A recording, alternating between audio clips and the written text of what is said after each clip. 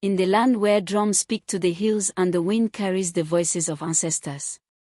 There lived a man whose heart beat only for gold. They called him Obidike, son of Chokuma, a man blessed by the gods, yet blinded by desire. The elders once said, a man who drinks too much from the river of greed will one day drown in it. This is the story of the greedy Calabash. A tale whispered by firelight, remembered by the spirits, and feared by all who know the price of wanting too much.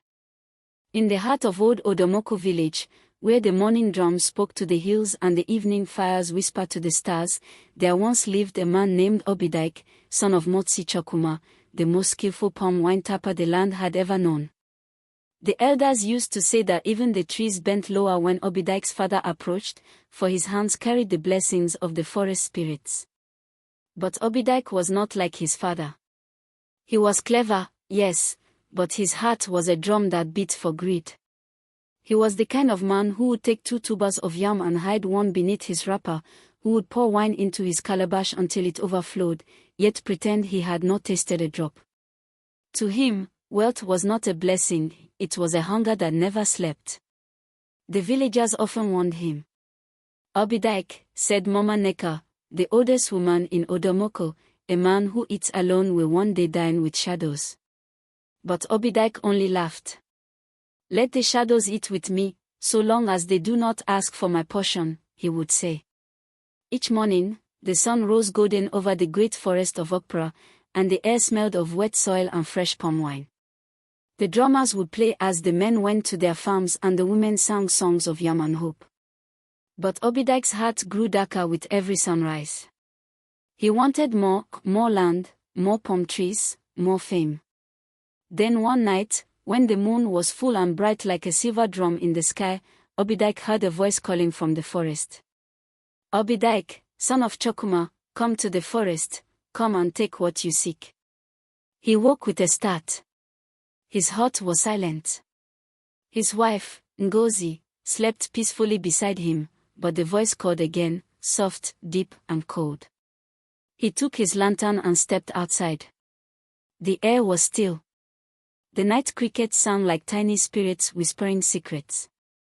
He followed the voice toward the heart of the opera forest. There, beneath the tallest iroko tree, stood an old woman dressed in leaves and cowries. Her hair was as white as the bones of ancestors, and her eyes glowed faintly like embers in darkness. Who are you? Obidike asked, clutching his lantern. I am Mbik, keeper of the forest wealth, she said. I have watched you, son of man. You desire riches beyond measure, do you not? Obidike swallowed hard but nodded. The woman smiled, a smile that chilled his bones.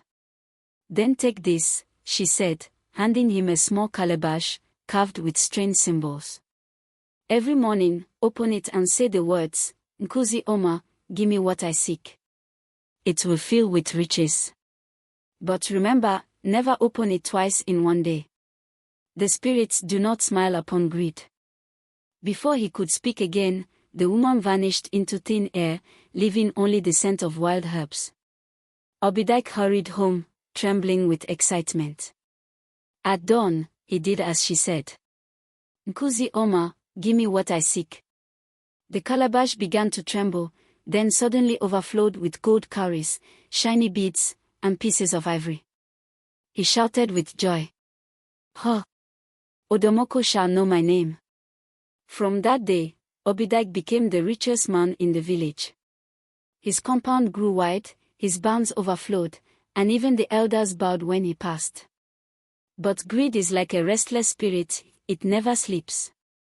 One afternoon, his wife asked, Obidike, should we not thank the gods for this blessing?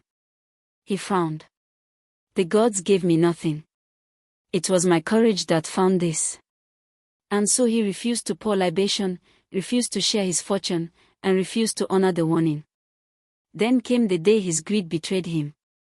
It was the festival of the new yam, and the whole village gathered under the baobab tree. There was dancing, drumming, laughter, but Obidike stayed home. He could not rest. The thought of the calabash tormented him. What if I open it again today? He whispered. What if it gives me double? His heart pounded like a talking drum. He took the calabash, placed it on the floor, and said again, Nkuzi Oma, give me what I seek. This time, the calabash began to shake violently.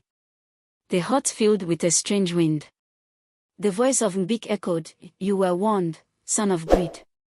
The calabash cracked open, and instead of gold, a black smoke burst forth. It twisted like a serpent and wrapped around Obidike's body.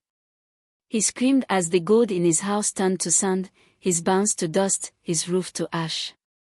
When the villagers heard the cry, they rushed to his compound. But all they found was an empty calabash and a pile of clothes. Obidike had vanished. That night, a heavy rain fell. The elders said they heard a man's voice crying in the storm, crying for mercy, crying for forgiveness.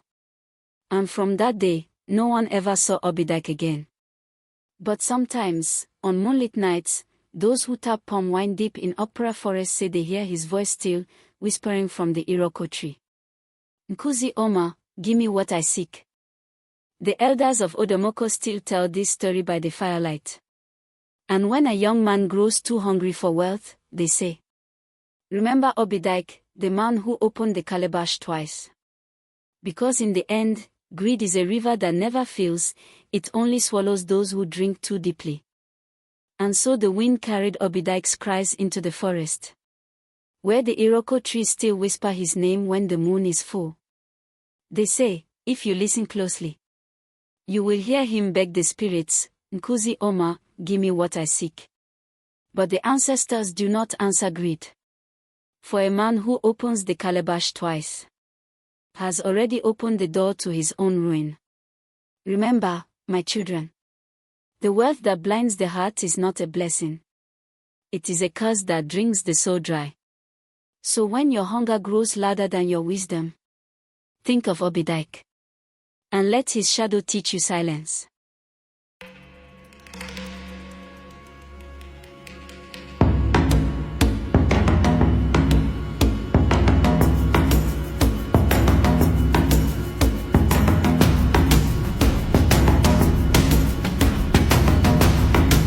If this story has touched your heart, do not keep it to yourself.